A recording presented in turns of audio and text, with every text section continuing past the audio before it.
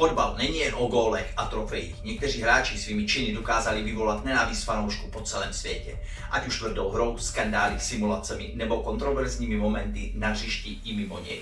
Dnes se podíváme na top 5 nenáviděnějších fotbalistů, kteří rozdělili fanoušky a zanechali nezapomenutelnou stopu ve fotbalové historii. Vítejte na kanále Non-Stop Fresh a tohle je top 5 nenáviděnějších, druhá část. Pátá pozice. John Terry. Jméno, které v Anglii rozdělilo fanoušky na dva tábory. Jeho obdivovatelé a jeho nepřátelé. Na hřišti byl Terry skvělý obránce a perfektní kapitán Chelsea, ale mimo hřiště jeho reputace byla naprosto kontroverzní. Spal s partnerkou svého spoluhráče, udělal rasistické poznámky vůči Ferdinandovi a dokonce jeho rodina měla problémy s právem.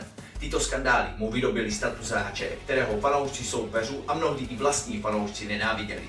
A i přes jeho fotbalový talent a vůdcovské schopnosti na hřišti zůstával pro mnoho lidí symbolem špatné morálky a kontroverze. Mimochodem, Johnův otec byl potrestán za obchodování s nelegálními látkami a jeho matka za krádež oblečení v obchodě. No neuvěřitelné. Čtvrté místo. Marco Materazzi, jedno z nejnáviděnějších jmén fotbalové historie, tvrdý, zákeřný a neustále hrající na hraně. Jeho specialitou nebyly góly, ale psychologická válka, fauly, lokty, řeči, provokace.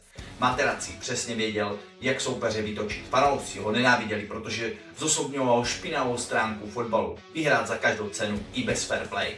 A pak přišel moment, který ho proslavil navždy. Finále mistrovství světa v roce 2006. Zidane proti Materazzi. Po slovní provokaci následovala legendární hlavička. Červená karta pro Zidana, konec jedné velké kariéry. Materazzi zůstal na zemi a stal se mistrem světa. Od té chvíle byl pro miliony fanoušků symbolem hráče, který vyhrál díky provokaci, ne díky fotbalu. Právě proto má Materazzi své místo mezi nejnáviděnějšími fotbalisty historie. Třetí místo. Sergio Busquets. Jméno, které fanoušky Barcelony dělí na dva tábory. Někteří ho milují a někteří nenávidí. Busquets není typický drsný hráč ani agresivní provokatér jako Pepe. Jeho specialita jsou simulace a teatrální reakce na každý kontakt. Ležel na zemi, křičel po každém drobném dotyku a dokázal přesvědčivě simulovat fauly, aby rozhodčí dali výhodu jeho týmu. Pro fanoušky soupeřů je to extrémně frustrující. Fotbal s ním často připomínal divadelní představení místo skutečné hry.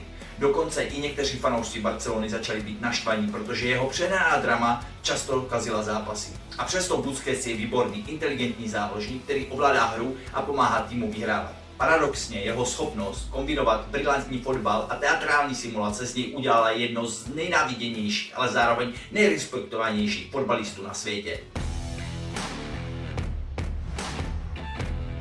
Jestli se ti video líbí, dej like a odběr a pokračuj ve sledování. Budu moc rád, pomůže to mému kanálu. Díky.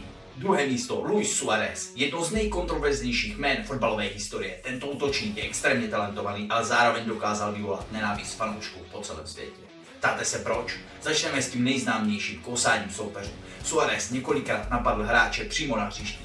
Třeba Chielliniho na mistrovství světa 2014 nebo Branislava Ivanoviče v Premier League. To momenty šokovali celý fotbalový svět a fanoušky nenechávali chladnými. Ruka na mistrovství světa 2010 proti Ghaně, tam ho začala nenávidět celá Afrika. K tomu přidejte tvrdou a provokativní hru, dramatické simulace faulu a dokonce rasistické urážky, například vůči Evrovi. Suárezovi kontroverze nekončily na hřišti. Jeho image mimo fotbal byla také problematická, plná hádek a konfliktu. A přesto paradoxně byl výborný a efektivní a nezastavitelný útočník. Právě kombinace brilantního talentu a kontroverzního chování z něj udělala postavu, buď ji miluješ nebo nenávidíš. První místo. Pepe. Jméno, které vyvolává respekt, ale i strach a nenávist fanoušků po celém světě. Na hřišti byl Pepe synonymem tvrdé, agresivní a nekompromisní hry. Nejenže dokázal simulovat fauly, ale často byl připraven rozdělat soupeře na hřišti tvrdě a někdy i nebezpečně. Jeho skluzy, zákroky, kopance a dokonce i šlápnutí na soupeře se staly legendárními momenty, které fanoušky nikdy nezapomněli.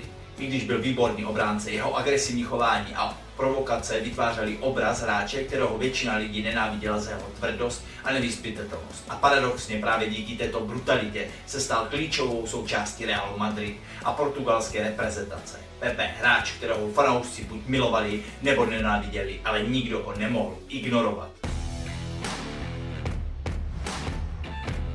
Děkuji, že jste se dodívali až právě sem.